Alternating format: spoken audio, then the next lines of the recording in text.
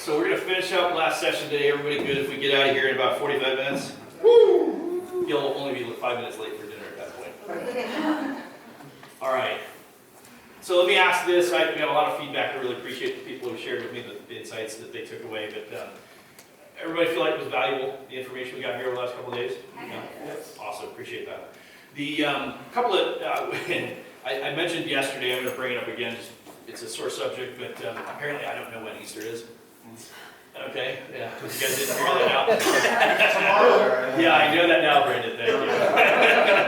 But Easter's later in the month. Usually, well, so anyway, or earlier, I don't know. Anyway, I didn't think it was this weekend, but it was also 3 months ago when I scheduled the event, but to that point, I should have known when Parker said to me, hey, by the way, I got a Friday, and I said we were struggling between whether or not we did a weekend session or a weekday session. And he said, I got a Friday and a Saturday. I'm like, what a great blend. People can come take Friday off, come in, do Friday, Saturday, still have Sunday, still have part of their weekend.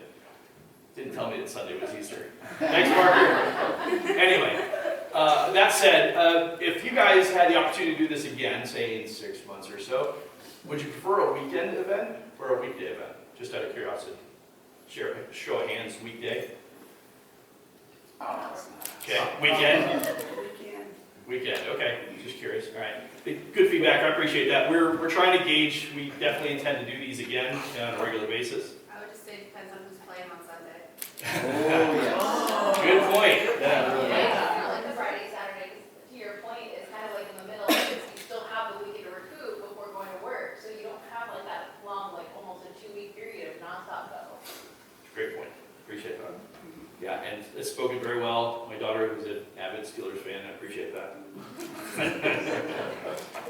Unlike Jack, unfortunately, Lloyd made a faux pas in the setup for Jack. We missed a slide. I actually added a slide. He didn't want to do a PowerPoint. I made him put a couple in there, just a placeholder. But one of the ones I had for him acknowledged some of the key things about him, one of which is he's a Detroit Lions fan. Woo! Which we are always quick to remind him how bad the Lions are. And he appreciates it. He revels in it. You know, so and somewhere along the way, he developed a belief that the Lions are At least you're not a Raiders fan. good. Yeah. Now, if he was a Raiders fan, I couldn't talk to him, right? All right. Well, thank you for that. I appreciate it. And again, we are going to be sending out some surveys after, and if you guys have any feedback, I would really appreciate any feedback you have for us. It'll be an electronic survey. If you could just give us your insight on takeaways for the event, anything you'd like to learn more about, other speakers you'd like to hear from, we'd appreciate any of that feedback. Okay, so on the last presentation, we're going to talk about technology in 2020s and beyond. In case you're not familiar with AI or artificial intelligence, then that it's coming, it's not actually coming, it's here. Okay.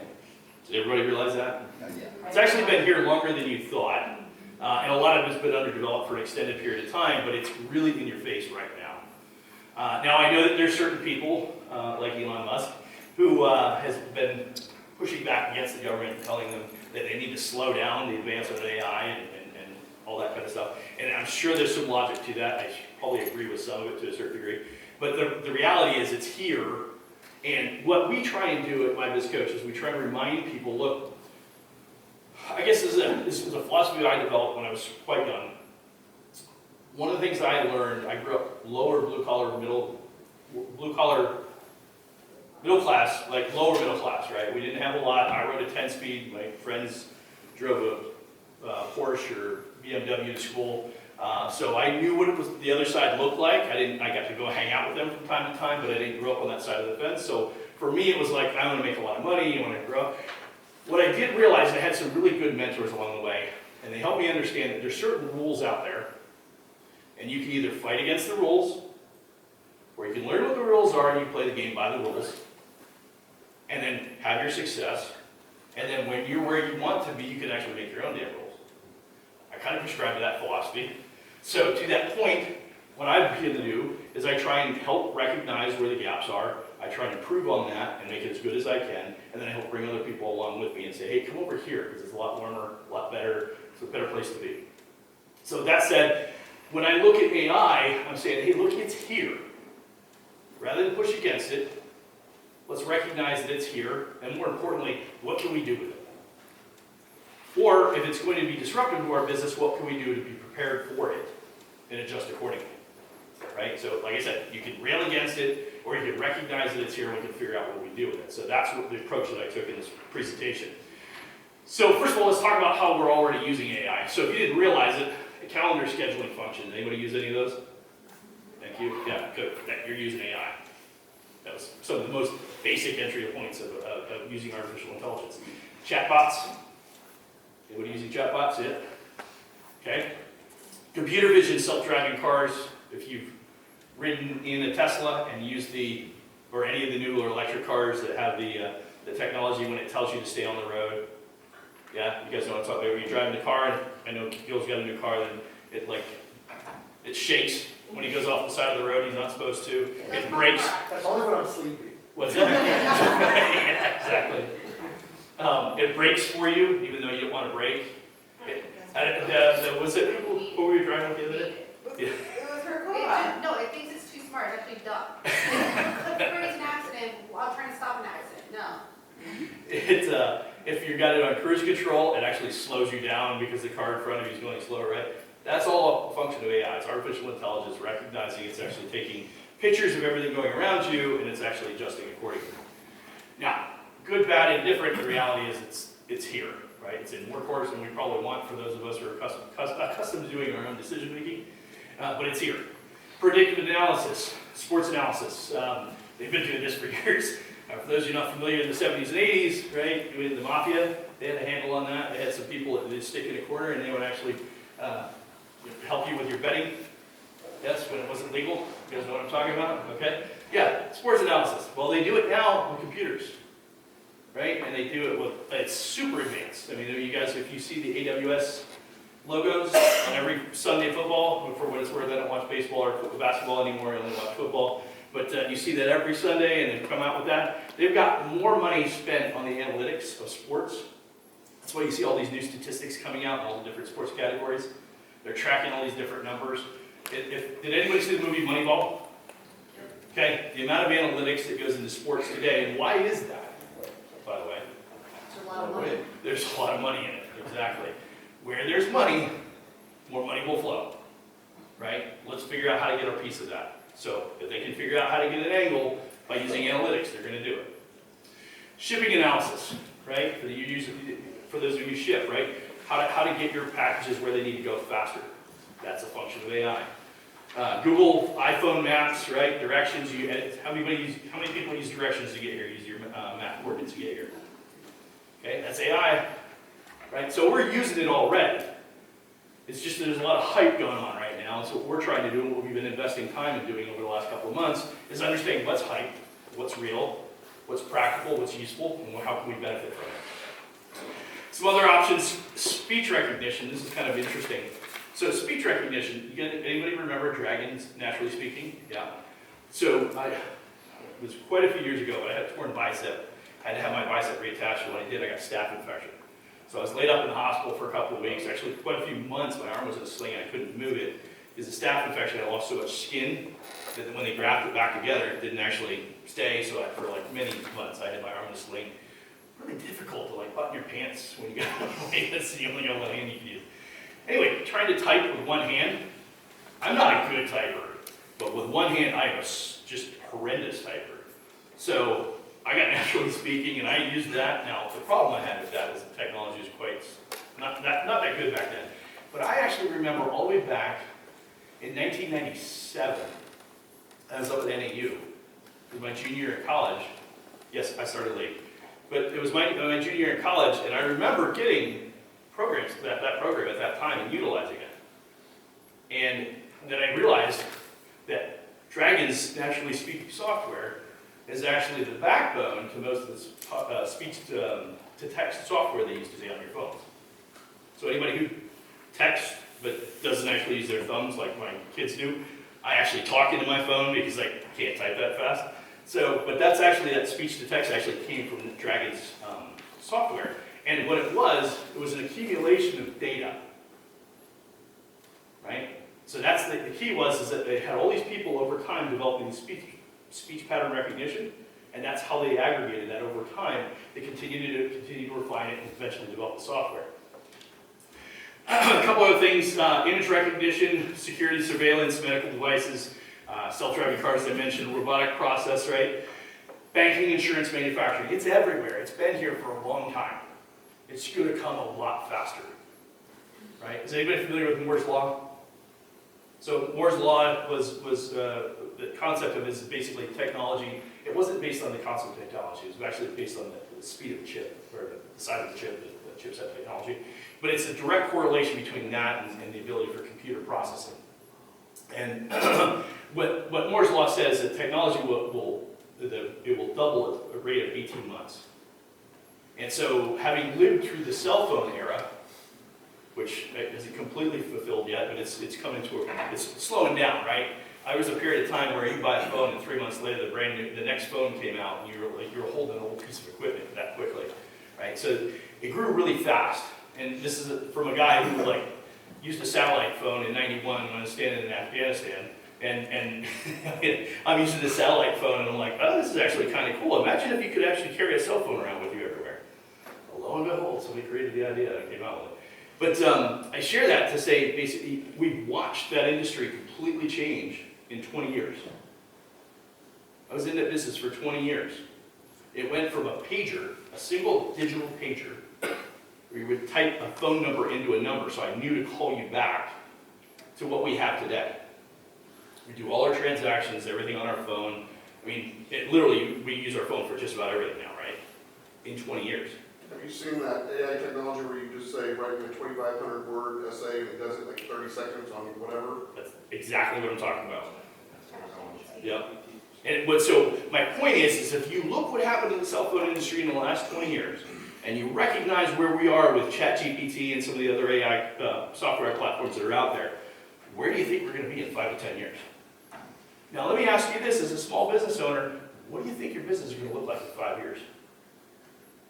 Or better yet, what is your business going to look like in 5 years if you don't want to adapt to technology? Remember earlier when I said in the 80s, I grew up watching these people picket because they're talking about robotics and they're losing their jobs because of the car manufacturing industry and all that kind of stuff? What do you think it's going to look like now? And we're not talking 20 years to develop technology. I literally watched the interview as we're preparing for more and more of this stuff. I literally watched the interview where they had a robot talking. Okay, literally a human-like looking robot talking. And it wasn't the fact that it was talking. It was the facial recognition as it was speaking. The eyes, the way it turned, the way it blinked. It was freaky, right? So what I'm saying is, whether you think it's good or bad, it doesn't really matter. The fact is, again, it's here. So, and my concern for a small business owner is you may not have the resources to really kind of take advantage of it necessarily, or can you? Because a lot of this stuff is already there, you just haven't done the research on it yet. And that's what we, again, one of the things we try and do is we help people. Let's get in where you can, let's take advantage of the opportunities in front of you. So why should you listen to my business coaches? Well, as I kind of alluded to already, we have determined that artificial intelligence will be one, if not the most influential determining factor for business success in the next 3 to 5 years. Continue to do research, by the way. I think I plugged it yesterday. I want to remember to do it again today. One of our business coach partners, David Makin's been a personal friend of mine for 15 or 16 years now. He and I started a podcast 4 months ago called The Biz Coach Show. It's on YouTube. We also run it on Spotify and iTunes. We actually, I think it's in 2 months, we're going to have a gentleman who actually wrote a number of articles on AI actually on the podcast to explain to us what his takeaway is and what his thoughts are about small business and how it applies to AI. But many of the people in the room have already been on or will be on, and we're looking for really great business stories, and we're also looking for people who can share that kind of insight and information with us. We're investing time, money, and energy into understanding the direct implications AI will have in small business and how to prepare accordingly. As a small business owner, you need to set aside and sift through the hype to understand the challenges and the opportunities that will be created by AI, and more importantly, how to prepare and capitalize on the impending changes. And so everything I just basically said. Can I just say, just to add to that? Please. I just read recently Bill Gates' comments about AI, and basically saying it's going to be like the invention of the personal computer. I mean, it's going to be of that magnitude of an impact in a shorter time period. Much shorter period of time. Yep, exactly. Agreed. Appreciate that. That's great insight. Why are AI and ChatGPT so important? Okay, first and foremost, Microsoft invested $10 billion into OpenAI and its ChatGPT app. Okay, Microsoft's dropping $10 billion into something. You should probably pay attention to it, right? Okay, Microsoft announced that the integration of AI into Microsoft Office products, Word, Excel, and soon to be PowerPoint. Not soon enough for me, because it would make this damn thing a hell of a lot easier to create. Lloyd spent a fair amount of time looking at how ChatGPT works with Excel. Now, here, let me show you this. If you know how to use Excel and you're pretty good with it, ChatGPT will make you a super user of Excel. If you don't know anything about Excel, it's not really going to help you a whole lot. Not yet. Okay? The technology is good, and it's super valuable if you know how to use it. Right? If you can't code today, ChatGPT can't help you code. But if you know the basics of coding, and you kind of have the understanding, the basic understanding of coding, and I'm talking about computer programming coding, this can actually make you a super user. But you have to have that base core understanding. Right? So that's where the development of technology is today. Where it's going to go, like I said before, pretty significant. Constant Contact integrated AI into their email marketing software. Lately, AI allows long-form content blogs and podcasts to be repurposed to dozens of software media posts in just a few minutes. Okay? Jasper AI allows you to write Facebook ad headlines, YouTube descriptions, SEO content, Amazon product descriptions, and much, much more. Right? Adobe is introducing AI into its entire software suite. Imagine editing images with everyday words. Not having to use a hand, but actually just use words to make it to edit a video. Any graphic artists in here? Right? So, what does that mean? Right? It seems pretty interesting, I'll tell you that much. Now, it's just the tip of the iceberg. OpenAI is releasing GPT-4 is what it's called. It's the most powerful language model ever created. It will have more than 10 trillion parameters. 10 trillion. Okay? This means we'll be able to learn even more, even faster. I think I really did type that, didn't I? To be fair, it was 2:30 in the morning, 3 o'clock, so I'm around that one. But 10 trillion parameters. So, and I think I put it right here. Yeah. Remember, this is not just an aggregate of information. It's constantly learning from itself every time you engage with it. So what you have to understand about this application is that what they did is they took all the information that was in the internet, and they gave this app the ability to go and research and aggregate all this information. Now, the first release of it, ChatGPT, the basic release of it, was literally an aggregate up to, I think, 2021. And then they stopped it at that point. Then they released it and let a bunch of beta testers play with it. Then they released it out to, I think, the first million people or something like that. What you need to understand about that, take that much information, you aggregate it, and then you let people engage with it. Now, for the last year and a half or so that it's been, all these people have been engaging with it, and guess what it's doing while they're engaging with it? Learning. They're learning patterns, they're learning what you're looking for, they're learning what information you want, they're learning, and not just what you're looking for, not like what everybody as a whole is looking for, but they're actually looking for what Scott's looking for. So when Scott asks it, the way he asked for that particular information, it's going to give it to him even more in the fashion and the form that he's looking for. Now, there can be a lot of concerns with that, because, like, for instance, if you're thinking about how you consume information, let's say, for instance, your news. Generally, when we listen to news, if we have a particular way that we lean, what news do we pay attention to? The bad news. Bad news. Yes, that's probably true. What I was going for was that we go to the news source that gives us the information that we want to hear. Is that not relatively true? You mean that reinforces your belief? Right? Many people are not as open-minded as Jack is, right? And consequently, they get locked into a belief and don't let it go. And so my point to that is that we could create a lot of problems for ourselves, because now I'm only getting the information that I want, when I want it, how I want it. But there's a lot of value in being able to get that information that quickly if I'm trying to make good, intelligent decisions. That's the value of the analytics, right? The faster I can get the information, the better decisions I make. The more information I can draw from, the better decisions I can make. Making decisions is all about having the right amount of information at the time that I need it, right? The biggest problem that I mentioned yesterday about a small business owner is if I'm the CEO, CFO, COO, VP of sales, and everything else all by myself, and I had that board meeting, what does that board meeting look like? That's Eric talking to himself in 4 mirrors, right? It's like, yes, I can do this, so let's figure out how to do that. Okay, I will, right? That's what most small business owners, their board meetings look like. We're trying to help people understand that there's a better way to do it. So some potential areas where AI will make a big impact in business, chatbots. So for those of you who have ever engaged with somebody, actually physically somebody, where you called into a call center, you engage with somebody who doesn't necessarily speak English as their primary language, regardless of what other language it might have been, and struggled with how to communicate with them and the frustration you dealt with that. Okay, we gravitated from that into these chatbots.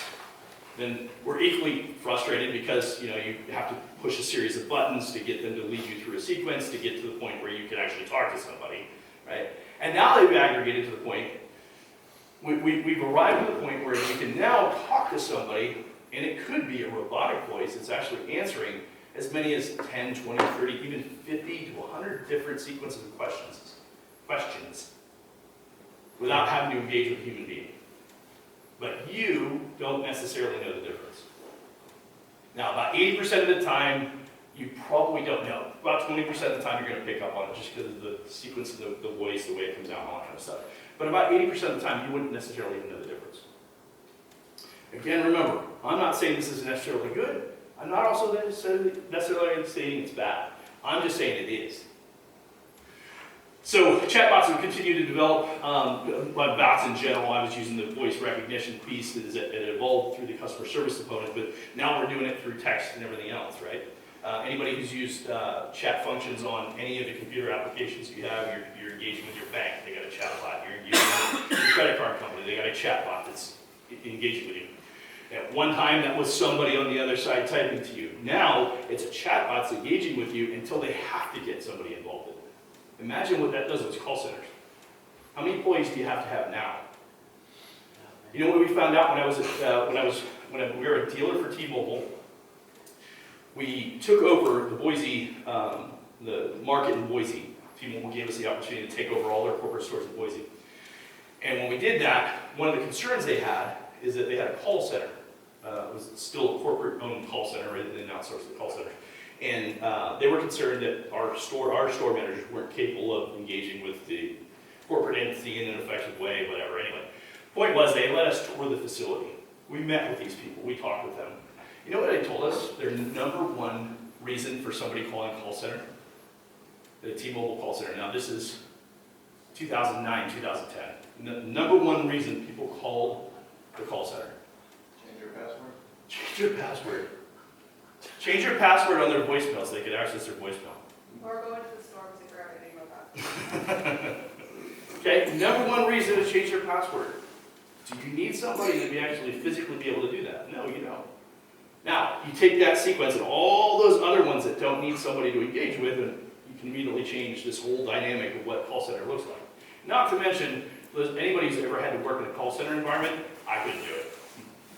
No way in the world could I do it, right? So going on, you got marketing, right? We had Spencer up here yesterday. He was talking about marketing. There's a lot of components of marketing that can be automated. A lot of components of marketing that someone else can do through these resources. Again, create dynamic new information? No. But take something and make it quickly and duplicate it quickly and make enhancements to it quickly? Yes. Right? Way faster than a normal human be able to do it. Sales forecasting. AI can be used to analyze sales data, predict future sales trends. You know, one of the biggest things that continue to baffle me is that in the wireless industry, nobody could figure out how many phones to buy going into the holiday season. We never seem to have the right number of the phone that people wanted when we buy inventory going into the holiday season. Now it doesn't matter because the holiday season isn't what it was, but for the 15 or so years that it was really, really important to have cell phones when we needed them, Lloyd, how many times were we out of whatever phone that we needed that year? Some of the manufacturers did it on purpose, but Well, we won't talk about what happened, that's not fair. Oh, I'm sorry. But sales forecasting, right? You can now have all of this digitized, automated, and fed to you to make intelligent decisions. Fraud detection, inventory management, as I mentioned, customer insights, gaining customer insight, right? Again, aggregating data and information about how people want to engage with businesses. They can now get it all brought to them and served on a platter right in front of you, Ed. Right? I don't have to go look and find all this information and bring it all together in my spreadsheet. I'm actually going to deliver it to you in an email format every day at 6 a.m. And when you get up and you look in your email, you're actually going to see all the information you need about your sales team, your customer service follow-ups, where you're at with your marketing strategies. All the information is right there. How much easier does it make you run your business? Right? Does that make sense to everybody? It will change a lot of dynamics about running a business.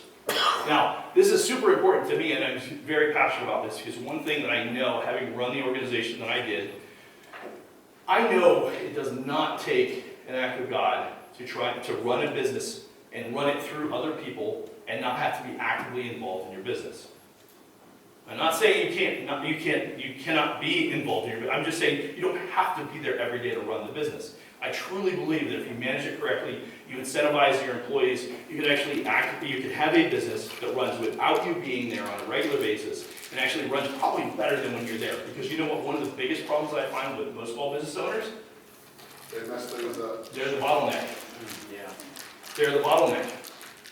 Right? Because they're stuck on certain limiting beliefs.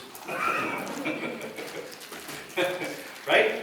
So the reality is that we can help the business owner get out of their own way. Like, they did all the hard work to build the business to get it where it's at. Let's just move you out of the way and let's bring in the people that really know how to do the next level, to take it to the next level and allow you the benefit of actually seeing all that value come back from all the time and energy you invest in your business. This is just one more way we can do that. Other AI solutions, hiring. One of the things that I read in one of the articles was many people are already using ChatGPT for filling jobs quickly, but those raise the quality ones will benefit dramatically. So it's not sifting through a bunch of resumes when hiring. It's actually figuring out a strategy to recognize who the best applicants are by a series of different data points. Again, aggregating data. Right? Now I'm talking to the people that I want to be talking to because they either work with other people that I know, maybe they've worked in different environments that I'm familiar with, and I know that they have a good culture, whatever that might be. But that completely changes the way, the dynamic that we go through, as opposed to reading a resume, which really doesn't tell me anything about a person. Having done thousands, actually probably 10,000 or more interviews over the course of 20 some odd years, reading a resume doesn't mean squat to me. Before I'm going to hire somebody, we sit down, we go face to face. And if I don't get a good vibe, I'm not hiring them. Right? For me, it has to be a face-to-face interaction. I know that's odd coming from somebody who's basically touting AI, but you understand what I'm saying, right? Okay, learning. Learning will remain the oxygen of human growth. Information will be even more accessible than ever before. Thank you. Robin, did you see that? She picked on me yesterday. Allowing us to focus on new learning. So here's the key about this. The opportunity to continue to grow is so dramatic right now, because it's not going to be learning static information that's already out there. It's going to be developing new concepts. It's taking what we already know, because it's all aggregated for us quickly and digestible in just short little bursts. I don't have to go and do research. I think what I will do is do away with history, but half of it's wrong anyway, so those of you can test me all day long, but right? But the reality is, what it does is it allows us to come up with new concepts. We can spend our time developing new technology. There's a phenomenon, I'm not going to remember his name. He was as a scientist, and I can't even tell you the scientist he was now, but he was from India, and he was talking about this specifically. And he said, we're going to get to a point where if AI develops at the rate that he believes it's going to develop at, we're going to get to a point where humans are actually doing all high-level thinking. Scott, you might be in trouble, okay? clean up pictures, you can edit pictures, Fireflies, and then Crisp is a conference calling application. That was actually pretty cool. So I just aggregated a handful of these apps. I just thought I'd share with them what they can do. Like I said, is pretty interesting. What I challenge people to do is when you hear about this information, the important part isn't necessarily, if you looked at and say, it doesn't really apply to me. Fair enough. This is 15. Take a guess at how many apps were on this list when I pulled it out. Not even close. Oh, Yeah, it was like 1,500. 1,500 apps that employ AI to some degree or another. And they're extensions, in many cases, extensions of apps that we already use, or at least some kind of software function. And then AI makes it better, easier, faster, or whatever. It's almost like the $6 Million Man. It'll be better, stronger, faster. For those of you who are I just realized. Yeah. Brandon. I like Futurepedia.io. It's a good site for AI apps. What was it again? Futurepedia.io. 25 added today. Wow. There you go. It's a great source. I mean, you can search for any kind of AI apps that you're looking for on any kind of support system. Yeah, for about a month and a half when we first started this path, I was TikToking. Okay, for those of you who are against that, I can appreciate that. But I was going through TikTok on a regular basis, and because that's where all the kids are, and that's where they're sharing all their apps on AI, and or ChatGPT more specifically. And as the more I'm going through it, and I'm reading these apps, and they're just getting new ones are literally getting created daily, multiple. And these kids are creating all this software. They're taking these apps and they're adding some other function to it and incorporating AI in some way or another. And it's just amazing how fast that's evolving. But remember, and my wife made a joke about it earlier, our 1.5-year-old granddaughter, my daughter actually said it, she said, my 1.5-year-old daughter can unlock and maneuver through her cell phone. My daughter's sold cell phones for 8 years. Her granddaughter can do it in 1.5 years, and she can do it better than she can. Imagine what this world looks like with that next evolution of people. She even knows how to point it to my face and unlock. So she's already a cybersecurity threat. Last couple of slides here. Primary takeaways from this insight: AI is not coming; it's here. AI will continue to evolve and improve over time and use. And again, the more people using it, whether you believe it or not, it doesn't matter because the kids do, right? They're using it, and the more that they use it, the more information they're aggregating from all our hard years of effort and information that we put into that damn thing. Now they're taking advantage of it. It's a joke, I'm kidding. It allows people to reduce the amount of repetitive, mundane tasks necessary to do certain jobs, allowing humans to focus on their highest value ROI activities. That's what resonates with me. Remember, I said this whole thing was about ROI audits, getting the most return for the time invested and money invested. Fight AI at your own risk, learn how to implement it appropriately, and recognize how it will impact your industry ASAP and adjust accordingly. And you want a little secret? Sure. Read the blue line. The majority of this presentation was prepared using ChatGPT. So all the other presentations that I did probably took me about 3 hours, even aggregating the old information I have. This one took me 45 minutes. So that was information I already had from years and years and years of doing presentations. That one took me 45 minutes. So I share that again just to help you understand. It's here, adapt accordingly. That's the biggest piece of information I would share with anybody who wanted to listen to what I had to say.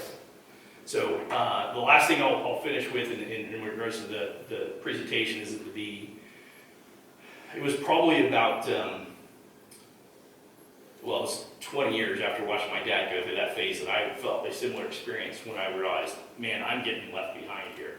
I went and started a trucking business, which started really well. And it was a great experience. I loved it. It was a huge, phenomenal effort. Cost me a lot of money. But as I invested in my time and energy into this business, I realized there's a huge opportunity here. This is an old, antiquated industry. Nobody does it right. The more I got into it, I'm like, these guys don't know anything. I sat down with a guy who had a 130 truck operation. They're probably doing about 30, maybe 40, probably close to 40 million a year in revenue. Good trucking business.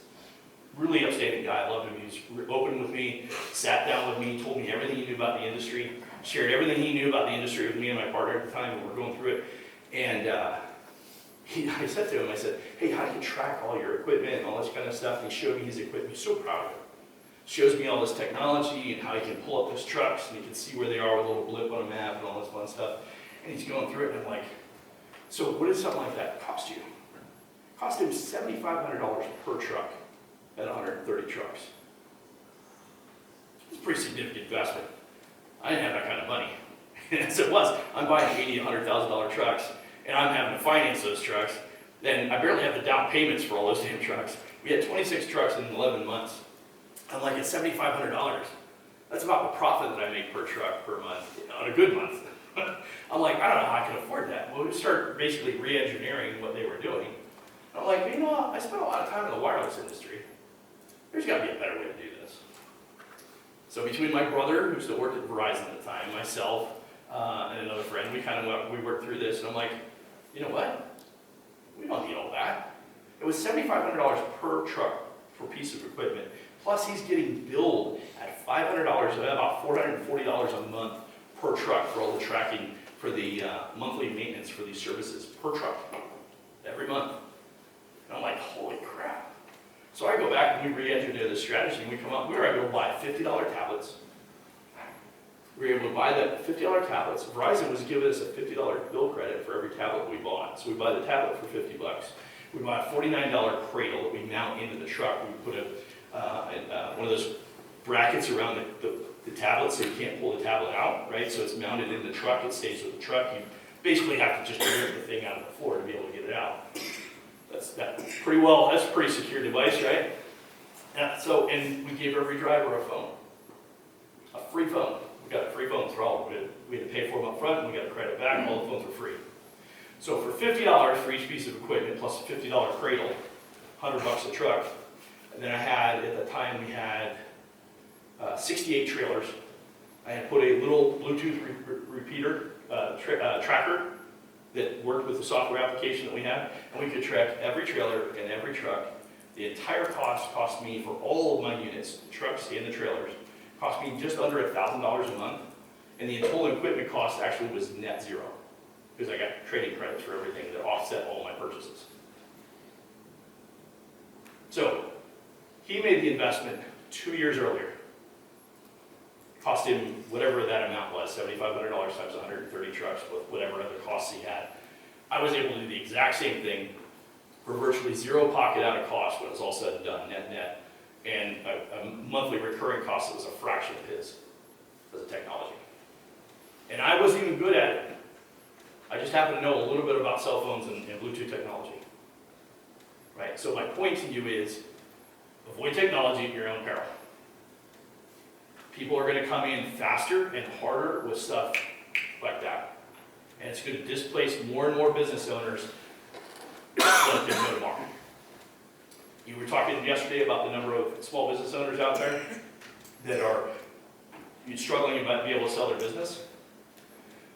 It's going to eventually become to a point, it may not be in the next 7 years necessarily, but it's going to come to a point where they're not even going to have an option because they're going to be completely displaced, right? But the right person positioned correctly with the right resources could come in and acquire a bunch of those, implement technology in all of them. You know, the biggest thing, I actually follow about 5 different people who do small business acquisition. That's their primary focus. They go around and buy small businesses, roll them up in many cases where there are a lot of service businesses. All of them say the biggest opportunity that they go in is introducing technology to some degree or another. So there's a whole business strategy just going in and taking tried and true businesses that have been around for a long time and introducing just a little bit of technology to improve the efficiencies, the structures, reduce costs, and all of a sudden you've got a brand new business up and running at a fraction. It operates much more efficiently, it's much more profitable, requires less, it has less drag on it, right? Less expenses, less costs, and it's sustainable for another 10 years. So that's one of the biggest things that I can impress upon you with this presentation is that it's coming fast, and more importantly, capitalize on it or choose not to at your own peril. So with that, that's the conclusion of the presentation. Let me take the opportunity again to thank everybody. Brandon, thank you very much for your presentations. Lloyd, thanks for all the help. Robin, Chris isn't here. Iliad, thank you very much for your contribution with the video work. He helped bail me out after I was relying on somebody else and they dropped out on me. He stepped in at the last minute, so thank you so much. Jack, for your presentation. Everybody who helped me bring somebody here today, Hannah and Ed for presenting as well. Thank you, everybody. Jim and Jim, thank you so much for helping out and help pull this together. And Jim McLeister, very specifically, for holding me accountable when I didn't want to do it. he has become my what do you call it, on the shoulder there? My conscience on the shoulder. He's keeping me in check. He reminded me that I printed his business cards and I didn't put a space between his first and last name. You know, I gotta get on board with this AI stuff. I gotta get it figured out. So, and last, my daughter came and helped me out today, so thank you very much. And my wife, who has helped me out both days and bailed me out and emotionally got me through this entire presentation. So, thank you very much for that. I love you. Thanks, Eric. Thank you. Appreciate it. With that, I will please go home, enjoy yourselves. Everybody have a phenomenal Easter, and thank you for being here.